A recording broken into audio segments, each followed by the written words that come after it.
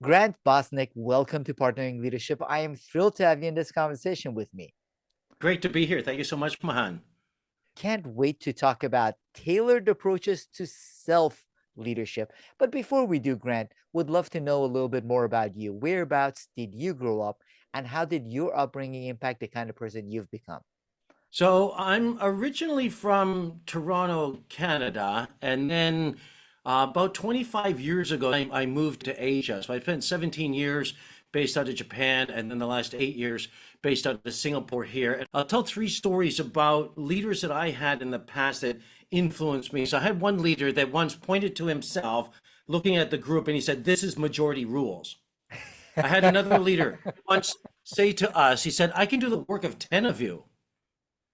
And I had a leader once, he said to us, "If you guys don't like it, you can answer with your feet." So I had these leaders, and I think they inspired me, they influenced me about what not to do. And I thought there must be a better way to lead than this. So that was what helped me get into leadership development to begin with. And I'll tell you a story about the first time that I was a leader leading a team. So I used to be in the entertainment industry as a professional musician and producer, and I was producing a large event. We had 24 artists involved in it, musicians, dancers, and visual artists, visual projections.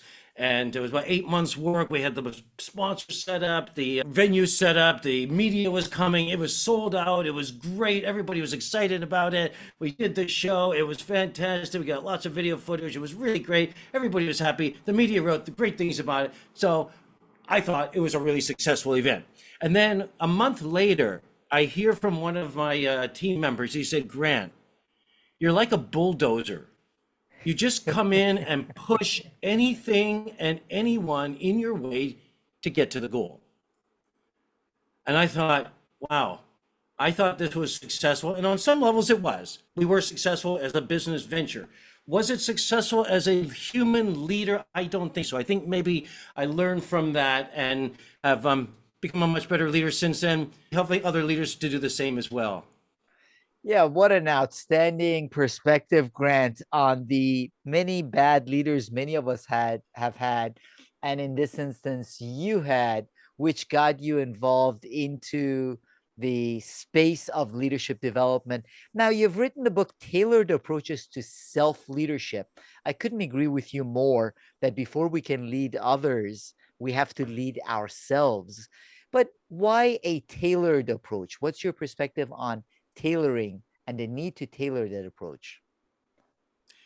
So I've been influenced by these game book genre. So you would read about 10 pages of the story and you'd make a decision. If you choose A, turn to the next page. If you choose B, turn to page 20. And so you would then choose your own journey through this. And there's a big company that made these books famous that has a registered copyright, a very strong copyright for that name. And so I was quite interested in this concept of creating a tailored approach or a choose your own self leadership adventure. And so the book, you can read it in any order you want. I created an assessment people can take to find out which areas might be most relevant for them, and then they can dive into those areas themselves. I don't think it's one size fits all. We're all on our own unique self leadership journey, and what's relevant to me now is different than what it was a year ago. It's going to be different a year from now as well too. So that's why it's called Tailored Approaches to Self Leadership, is that it's a choose your own self leadership adventure. It is important at different stages of our leadership. There are different needs that we have.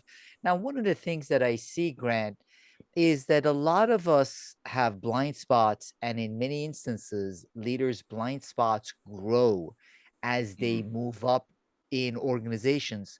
How do you make sure that there is an understanding of the need, both from our perspective and what the reality is to the external world? I think that's an excellent question. This is one of the ones that I've recently been really deeply thinking about.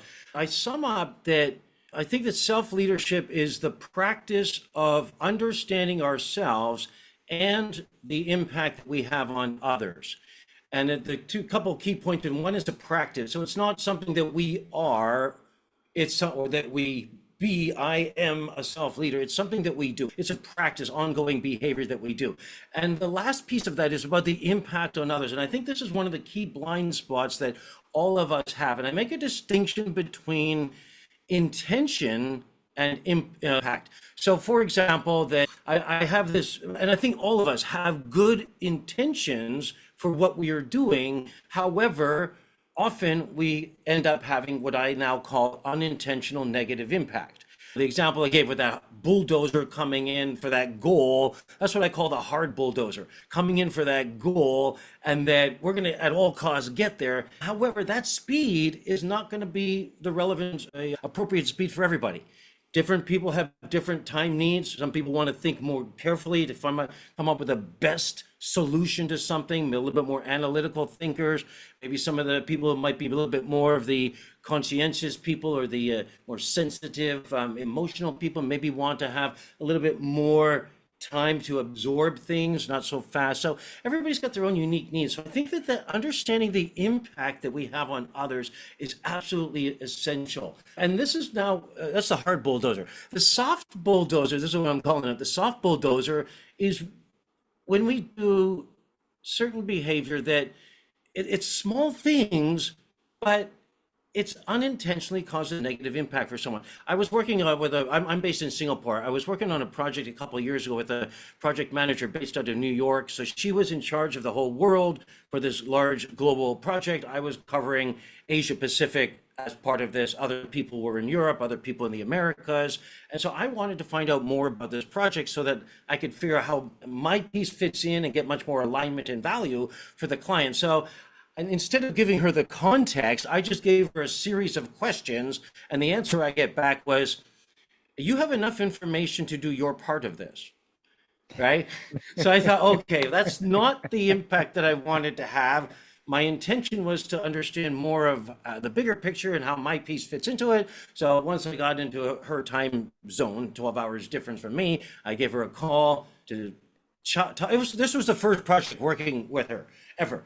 So I wanted to clear this up to make sure, okay, this is the intention that I had. I didn't quite explain it clearly enough. I wanted to find out more of the bigger picture and see how this thing fits in to get more alignment, more value. Once she understood that, it was, okay, now I understand why you're asking all these questions. But she took it probably, I'm using my words, and I was like, I'm hounding her with these. I heard another leader that I was just talking to last week about this here, and she said to me once, she wanted to respect her client's time, so she just sent the samples to get the client's feedback, but then there was no response. And then she found out that particular client doesn't like emails so much, but prefers in-person meetings and discussing it in depth.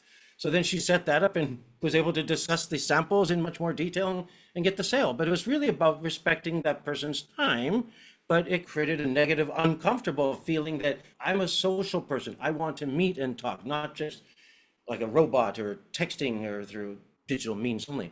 So that's, I think, one of the biggest things that I think that we leaders fall into. The higher up we go, I think that we fall into this more, because we do have much bigger, broader impact, right? So that gap between the intention and the impact is a big one, I think.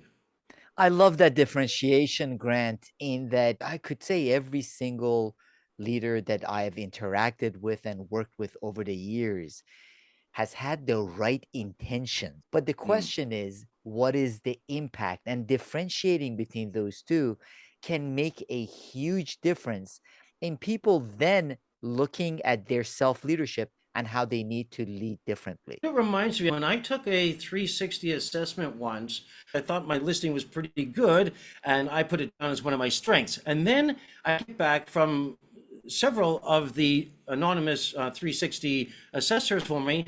They said they didn't feel heard. And it took me 2 years to realize that we were both correct. I was listening to them, and in my brain, I knew that. But they weren't feeling heard, which means I didn't take it far enough. I only went as far as I'm listening to you. I need to take it farther to understand that they feel they've been heard. And that's about understanding more about the impact we have on others. Is if we can take it to the step further, that they feel heard, they feel acknowledged, they feel valued, they feel respected, they feel that whatever they just said or did has been acknowledged and recognized, then they feel heard. And it's just a small difference. It's taking your camera and you like slightly move it to reframe it. And that's how I describe reframing. It's 5 degrees. You've just moved your camera slightly and you completely see the world differently now. So now my goal is not to listen to people. My goal now is that people feel heard. And I hopefully help other leaders to take it that step further as well too. And this is all around helping us to create more of that intentional positive impact. So that's one of the things I'm trying to build more with around myself and other leaders is how can we create more intentional positive impact? Because if I can do that a little bit with every interaction I have with every person that I know, that's a little bit more positive impact. And if everybody in the world does this to everybody they know, that's a huge amount of intentional positive impact that we just created that didn't exist before.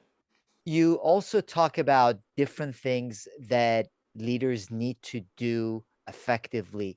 One of them that you spend a lot of time on is goal setting, and you Mm, share a great example of Dyson Vacuum's innovation process as an mm. example of that goal setting. Dyson vacuum, and the goal that they set was to create a vacuum that would not lose the suction as the bag got full. And he tried everything, 5,127 prototypes over 5 years, and eventually realized that it's impossible to create with a bag. So he used the centrifugal force wind that he had learned as an engineer working in turbine engines before that, and then invented the world's first bagless vacuum. But the problem that he was solving was he wanted to keep the same suction throughout the whole thing here. So having a goal helps us to be able to get those insights and come up with new ways of understanding the problem, and then also those get it into flow once we got that goal that we're aiming for. I'll tell you another other quick story. This is another one out in New York as well, an organization called Design That Matters. They use design thinking to help them to solve some of the world's biggest problems. So one of the problems that they're working on was that in several developing countries, the incubators were expensive to build and maintain. There's a lot of dust in the air in these environments, so very expensive to keep them clean. And a lot of babies were dying, and they could have been saved if they had more incubators. So the question they were asking was, how can we use existing resources to help us to create something that's viable for them? And what they realized was that there's a lot of motorcycle parts that they could use to build these. And in a lot of these regions, there's a lot of trained Honda motorcycle mechanics. So they built these incubators out of Honda parts, and then they had these skilled mechanics that could fix them.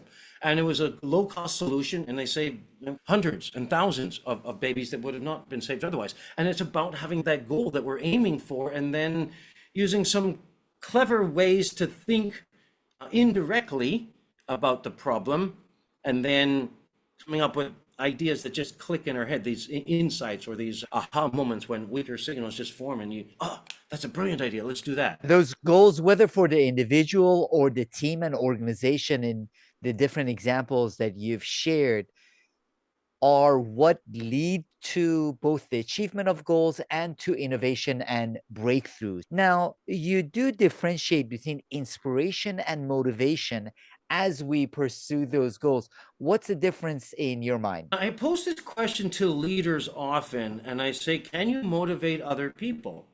And they seem to think that's a yes question. Everybody keeps saying the answer yes. I say, no, the answer is no. You can't motivate others. It's not like, here's a motivation pill, Mahan, take it. There you go. Now you're motivated. Real motivation, I believe, is internal. It comes from inside us, and we can then motivate ourselves to succeed. As a leader, it's not a leader's job to motivate their team, but they create an environment where people can motivate themselves internally.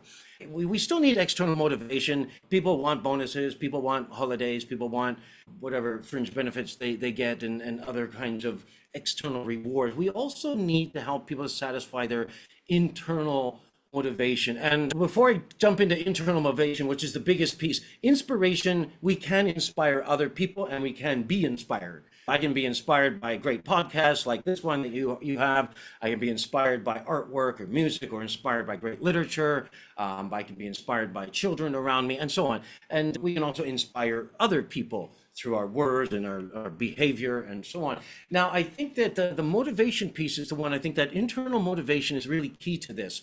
And there's a model that I created in there, which is, I call it the Acres Psychological Needs. ACRES is an acronym, ACRES. There's other people in the world that call these types of models different things. Maslow had his hierarchy of needs, and different people have called these different things throughout the years. And if people can satisfy these psychological needs, this is going to lead to peak work experiences.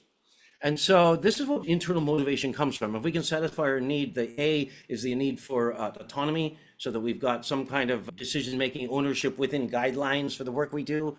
The need for competence, that we feel valued for the skills and experience and knowledge that we bring. The need for relatedness, having good relationships with our colleagues and boss.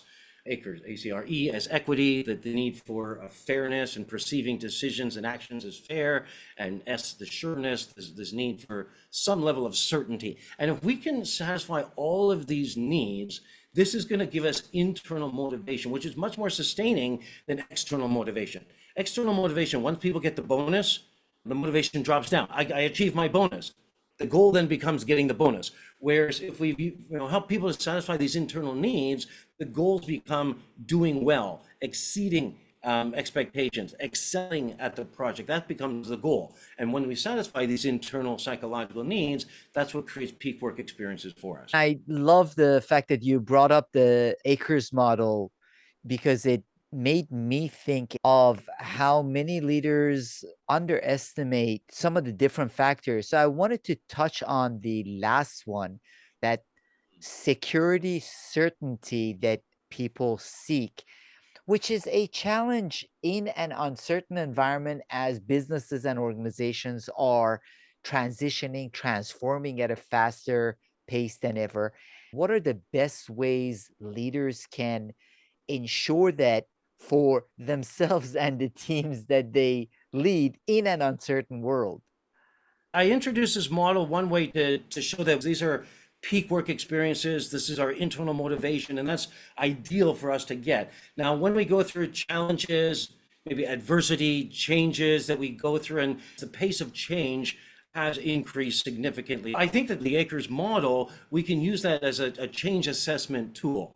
So on the most basic level of psychology, that everything we interpret in the world is either going to be a threat or a reward for us.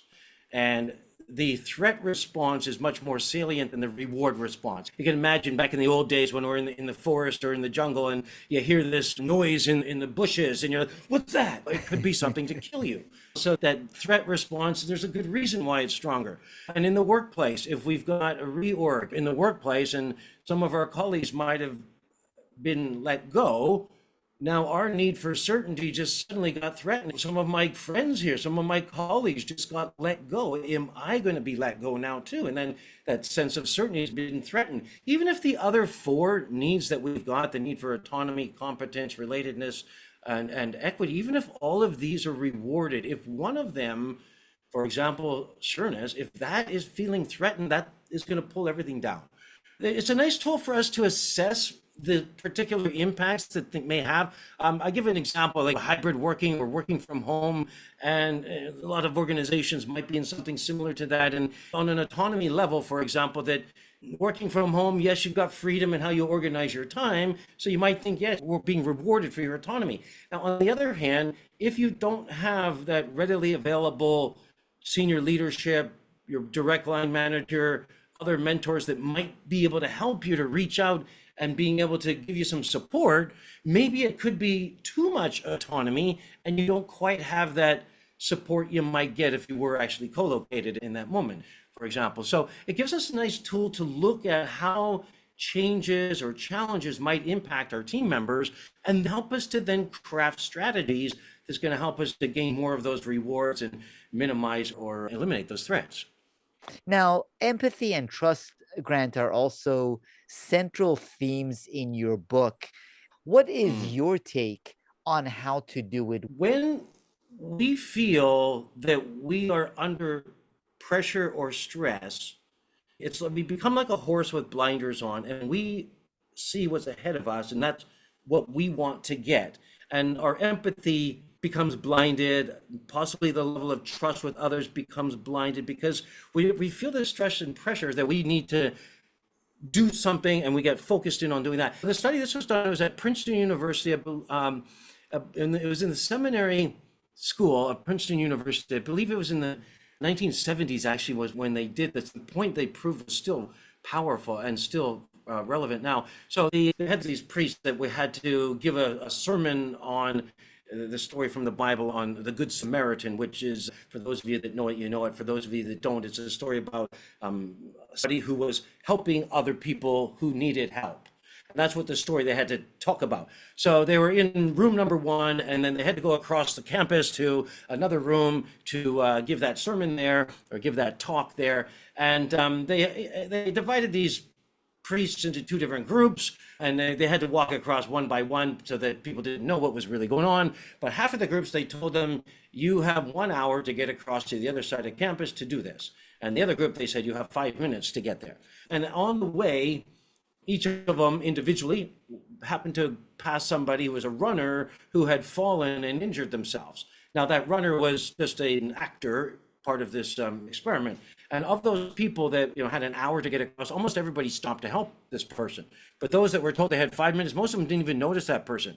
Only very few stopped to help, and most of them just walked past, well, the rest walked past, and most of them didn't even notice. They were so focused on what they were doing that the irony of it is the story that they're actually telling about or giving the talk about is a story about helping those in need. And then they're walking past someone who's in need that needs help, and they lose track of that. And I bring that parallel into the business environment. And we work in industries at lightning speed.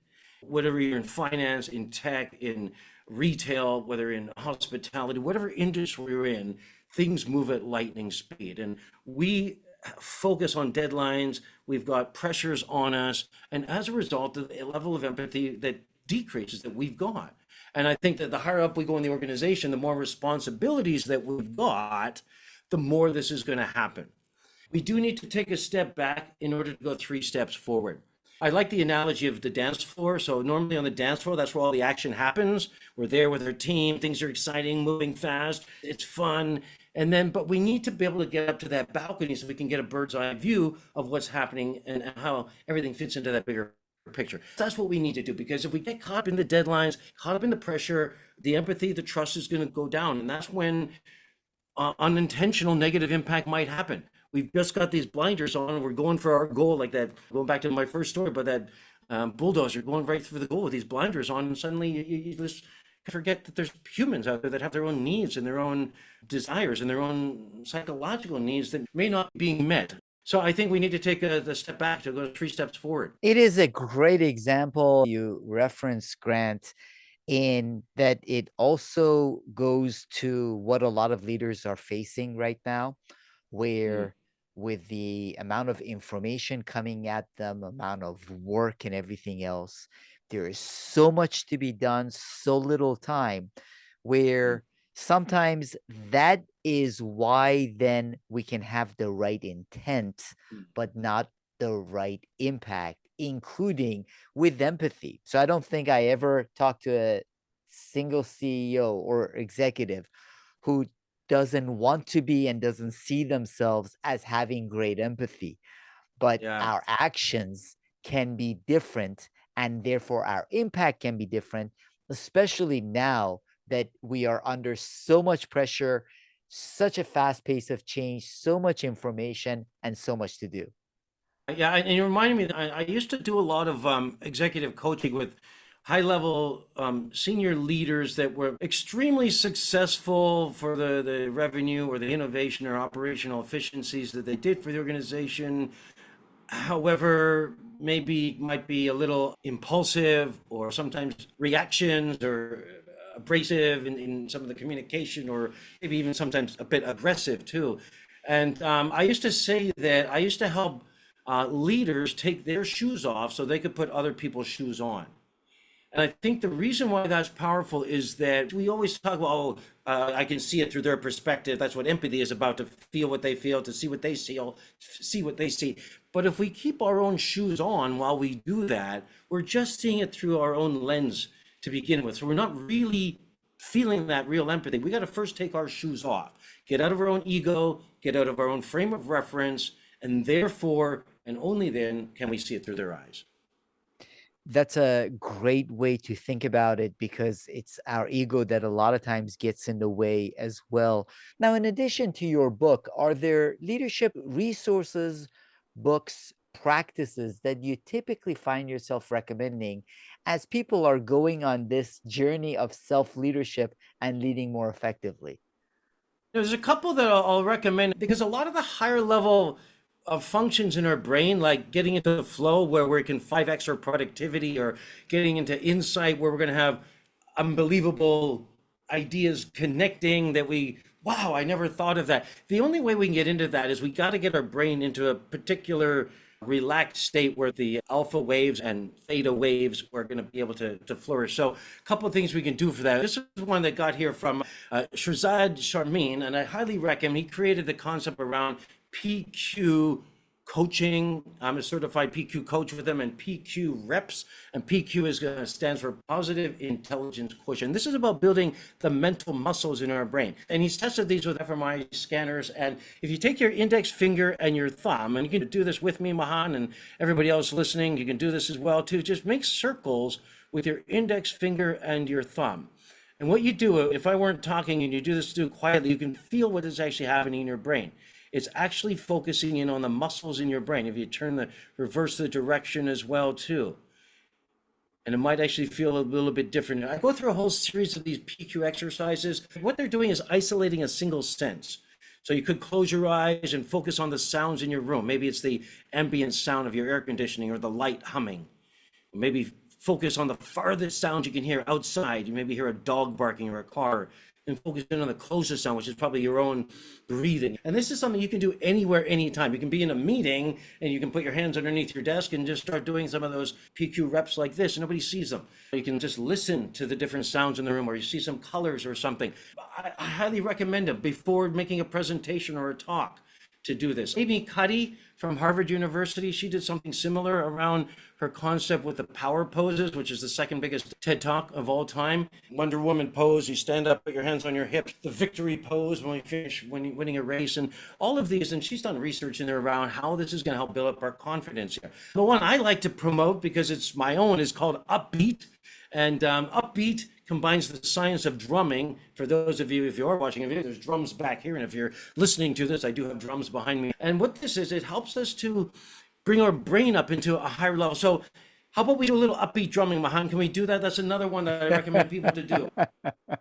I don't have drums with me, Grant. I'll watch you You don't drum and need I can drums. maybe bang on the table on the That's desk. exactly what it is. That's exactly what it is. And I do that with offsites with leaders out there as well too. And I get them to drum on their laps, get them to drum on a table. I've done it one-on-one coaching executives. I've done it with 500 leaders in a room before. And this is the first step I get them to do. And this is all about building up their awareness of themselves and focus. So it's very simple what we're going to do. It's 8 on each hand. So there's 8 strokes with the right hand, then 8 with the left, 8 with the right, and so on. I'll do it first to demonstrate, then we'll do it together. It's like 1, 2, 3, 4, 5, 6, 7, 8, left, 2, 3, 4, 5, 6, 7, 8, right, 2, and so on. So we'll do it together. 1, 2, and everybody at home, do it with us as well too. 1, 2, 1, 2, 3, 4, 2, 3, 4, 5, 6, 7, 8, and left, 3, 4, 5, 6, 7, 8, right, 6, 7, 8, left, 2, faster, right, left, right, left, 2, 3, faster, 6, 7, 8, left, 2, 3, left, 2, 7, 4, 5, 6, 7, and so on like that. Now, this is just the start of it, and what this is doing is helping your brain to get more focus and higher level concentration. And if we can get our brains into that state, that's the first step to get into the higher level states of empathy, of insight, of presence. Another thing I recommend, I'm a big fan of Stephen Covey as well too. Dr. Covey wrote a lot of great stuff around time management, which is one of the biggest skills people need to work on. I'm heavily influenced by Marshall Goldsmith, who actually wrote the foreword for my book as well. One of the things that Marshall talks about is what got you here won't get you there, how successful people become even more successful. And I think that some of the great things in there is that we are successful because of certain things we've done. It might be the P&L that we've got. It might be operational efficiencies. It might be the innovation that we created. We are also successful in spite of certain things. This might be always having to have the last word, always needing to make sure that you check absolutely everything. Maybe it's about being too impulsive. And so we are successful in spite of certain things as well too. And so being able to change those pieces, and it's just a 5-degree turn. It's not like a 180-degree turn. Oh, you got to be a different person. No, you're still your same person, but just taking that camera, slightly moving that lens 5 degrees. And if we can slightly move that, reframing, seeing things in a better way, that's going to lead to more effective behavior and ultimately more effective results. Great recommendations and practices. How can the audience, Grant, find out more about your book and connect with you and follow your work? The best source for me is to go to my website, which is my name, grantbosnick.com. You can find out more about me, the keynotes I do, the other solutions I've got for clients, and more about the book there as well too. A couple of videos out there as well. The self-leadership assessment, this is a free tool for anyone if they want to take, whether you get the book or not. If you go to selfleadershipassessment.com, it only takes about 2.5 to 3 minutes to do. It's quite simple. Selfleadershipassessment.com. It will give you a recommended order to read the chapters in, most relevant for you. It also gives you an 18-page report for free with some strategies and tips that you might apply for yourself, even if you don't buy the book, but you might apply for yourself with your self-leadership journey. So those are a couple ways to reach out to me. LinkedIn is a great place as well too. I do post regular content out there, weekly or bi-weekly content out there. So do follow me there as well too, and catch up on some of the tips that I share there on leadership and team effectiveness too. I really appreciate the conversation and the insights you shared with the partnering leadership community. Thank you so much, Grant Bosnick. Hey, thank you so much, Mahan. My pleasure.